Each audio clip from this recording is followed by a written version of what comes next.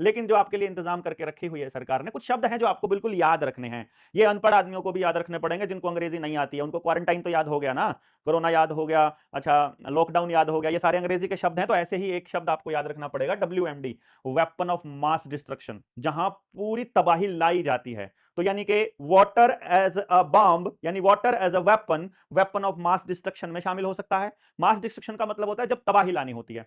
तो इनके पास तबाही लाने के लिए कई सारे वेपन्स हैं। जैसे कहीं पर ये भूकंप ले आएंगे, इन कितनी तीव्रता का लाना है इनको मालूम है, और उससे कितने एरिया को गिराना है ये भी मालूम है। और मैं पूरी गारंटी से कह सकता हूं कि जो भुज का भूकंप था वो इसी इसी गेम प्लान का हिस्सा था। वो टेस्टिंग थी।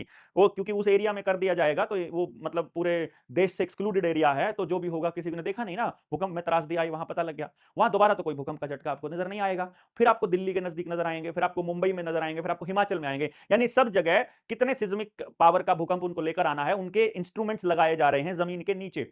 जमीन के नीचे खोद करके वहां रख दो, टेक्टोनिक प्लेट्स को ही तो हिलाना है। अगर समंदर की टेक्टोनिक प्लेट्स को हिला दिया जाए तो वहां से जो पानी की बीम, जो पानी का जो बहाव आएगा, जो वहां से जो करंट आएगा लगभग 20-20 फीट ऊंचा, वो छोड़ेगा थोड़ी ना, जो रास्ते में होगा सब कुछ ध्वस्त करता जाएगा।